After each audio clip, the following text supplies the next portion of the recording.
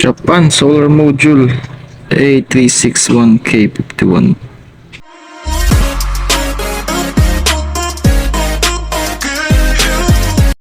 51.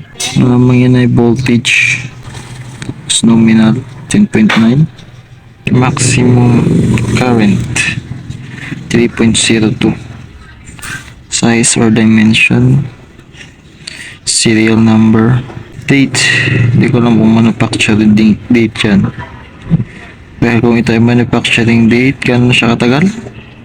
Since 1992. So, malamang ilan? 31 years. Mas matanda pa sa akin. Kyocera Corporation. Made in Japan.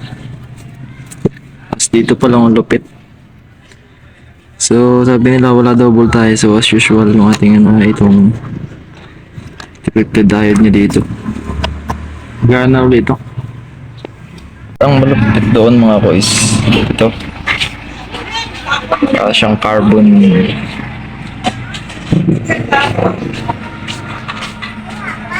Ganda. Tapos pining-pini yung mga segment niya. Hindi siya tinitipid.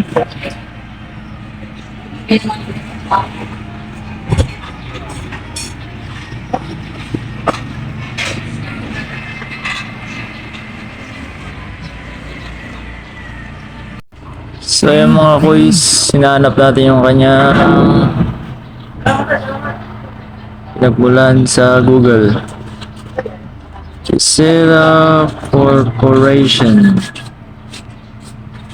Ito. Ayan siya sa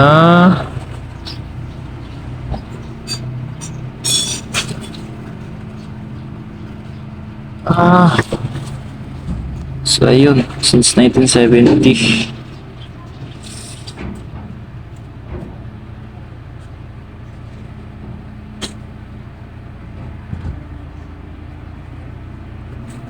Power lights.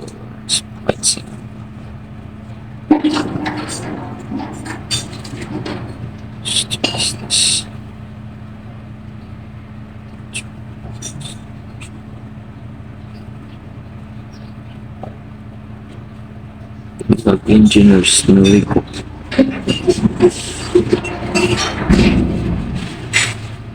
Under Kazuri Inamori.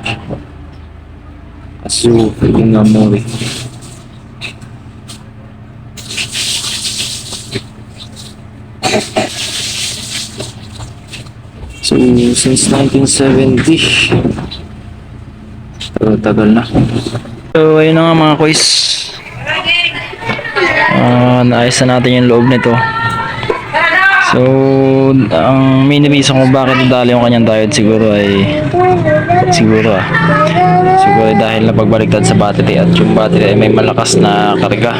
So, nadurog yung diode niya sa loob. Kasi nga naman ganito, wala siyang ini-symbol man lang dito ng yung kanyang polarity. Kahit dito wala rin. So, gagawa natin yan ng paraan. At ito na nga mga guys, may symbol na siya. Yun.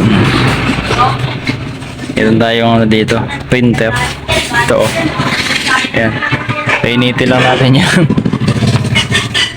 Soldering iron, dito na yan. So, hindi na sila mailito.